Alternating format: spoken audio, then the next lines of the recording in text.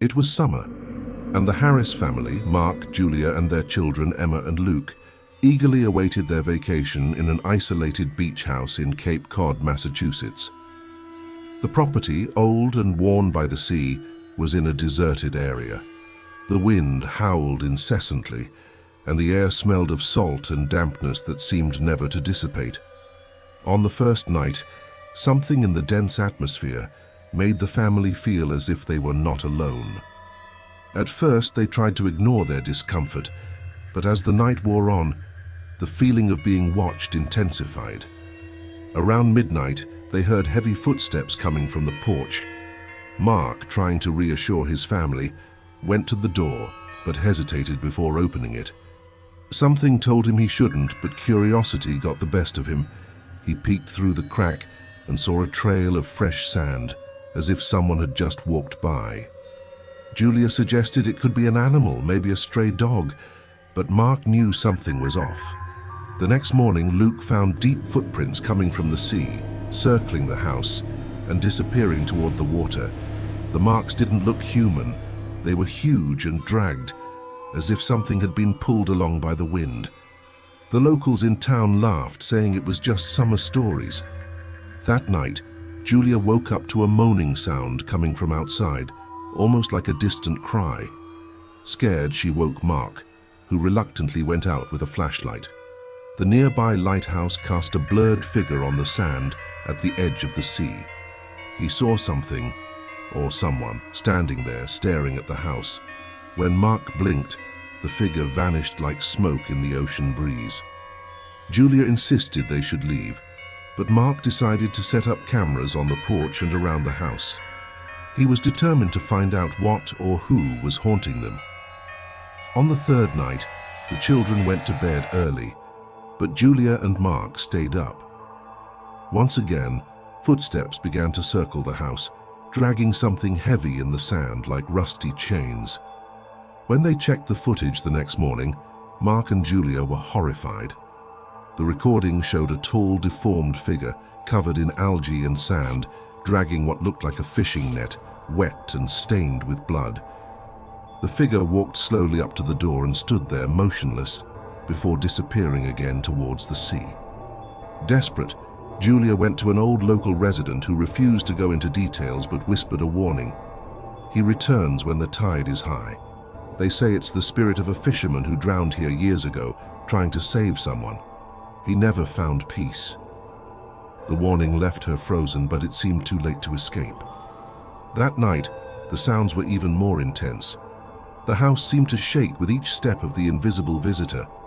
Luke, terrified, said he saw a figure in his bedroom window, with hollow eyes and a pale, wet face, as if he had just emerged from the depths of the sea. It was the same man from the footage, now closer. Mark decided it was time to leave immediately, but as they packed their things, they heard a deafening noise like twisting metal. In the living room, the windows and doors were wet, covered in sand. The figure was there, on the porch, but this time inside the house with one hand reaching out to them, reaching out. The family ran to the car, but when Mark tried to start the engine, the battery was dead, as if something had drained all the energy. Suddenly, Julia saw in the rearview mirror the figure standing behind the car, with a hollow, menacing gaze. It was no longer a shadow. It was someone real, trapped between the world of the living and the ocean's abyss. When they finally managed to escape, they vowed never to return. However, they later discovered that the house had been rented to another family, who mysteriously disappeared days later.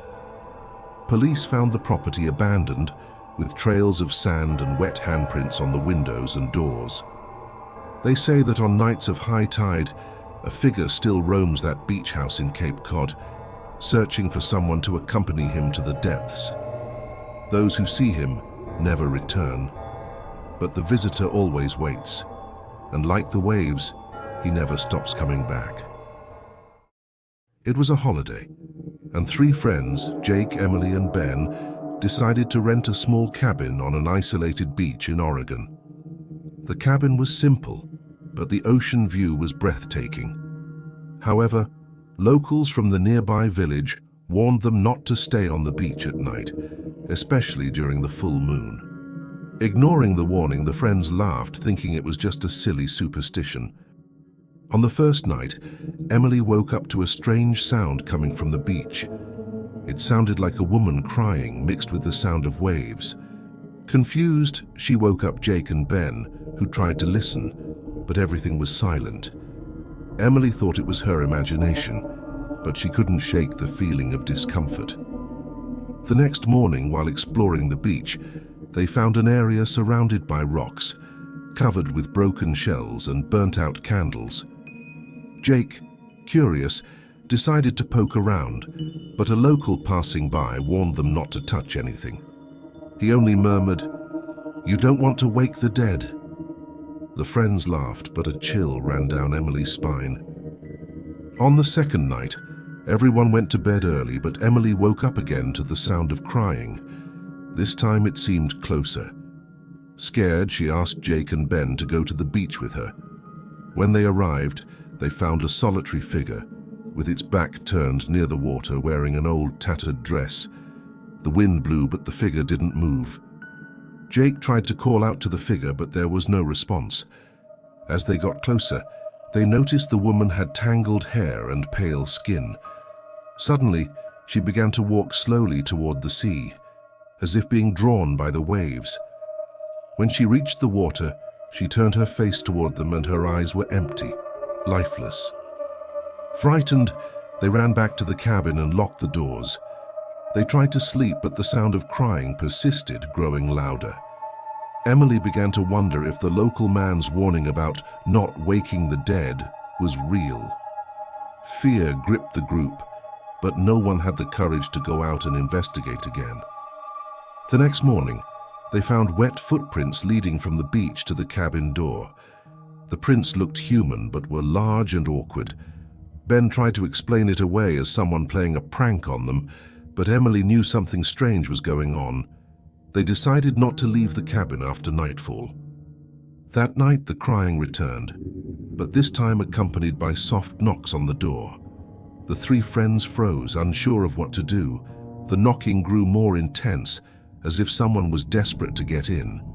Jake grabbed a flashlight and decided to open the door to confront whatever it was. When he opened it, there was no one there, just wet footprints at the entrance. But before he could close it, they felt a cold draft and a strong smell of salty water and decay. That's when they heard a low voice whisper, "You shouldn't have come here." They quickly shut the door, hearts pounding. Trying to escape, they ran to the car, but the engine wouldn't start. The crying grew closer, as if it were surrounding them, coming from all directions.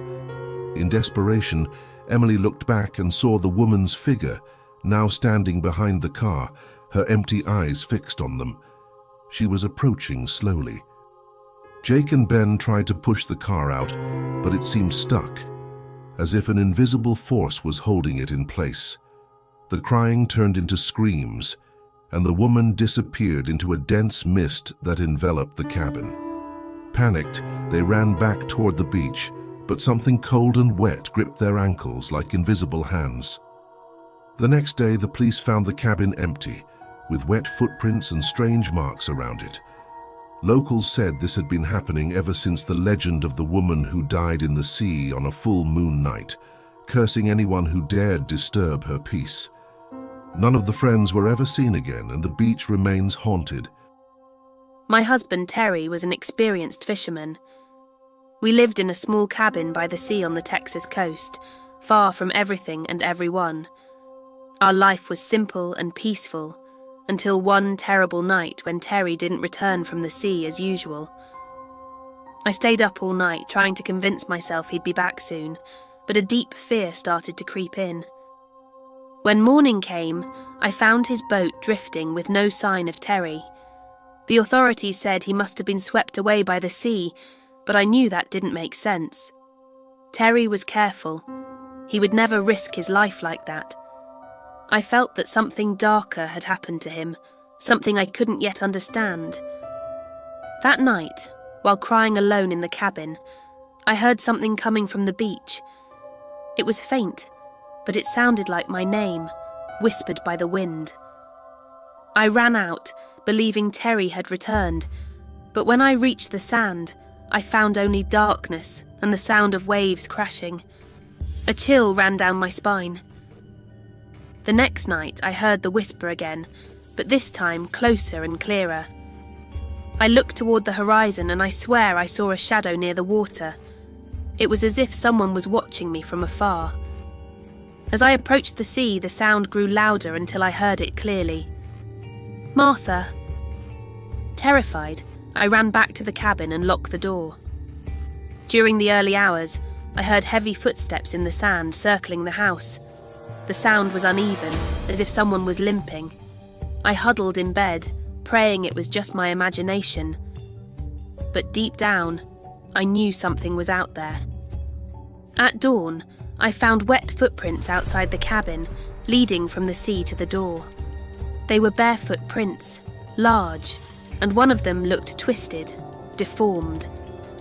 The marks were filled with sand and salt water. I began to question my sanity. Could it be that Terry was trying to return? I went to the village for help. The locals listened in silence, exchanging strange looks among themselves. An older fisherman finally approached and said that years ago, a man had disappeared in the sea and his spirit still roamed the beach, trying to lure the living. I felt a chill and returned to the cabin, haunted. That night, the footsteps returned, louder and more determined. I looked out the window and saw a familiar figure at the water's edge, facing me. It was Terry, or something that looked like him. His face was pale, and his eyes were empty, as if there was no life left inside him. Against my will, I walked to the beach as if hypnotized. When I got close, he extended his hand, and upon touching it, I felt a cold that seemed to pierce my soul. His voice, hoarse and distorted, whispered, "Come with me, Martha." Even with an empty face, he seemed desperate.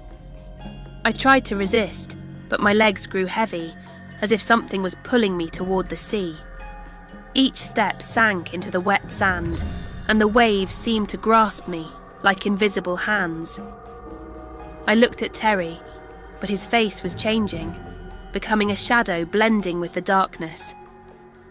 With a last burst of strength, I let go of his hand and ran back to the cabin, locking myself inside. I heard a scream of pain coming from the sea, as if something was being torn apart. That night, the footsteps vanished, but I knew I wasn't safe. Something was still waiting for me on the beach. Days later, I was found in the cabin, silent, staring at the sea. I never spoke about what happened, but every night at sunset I walk to the water and wait. They say that I now also hear the call of the sea, and that, like Terry, my fate will be to disappear into the depths.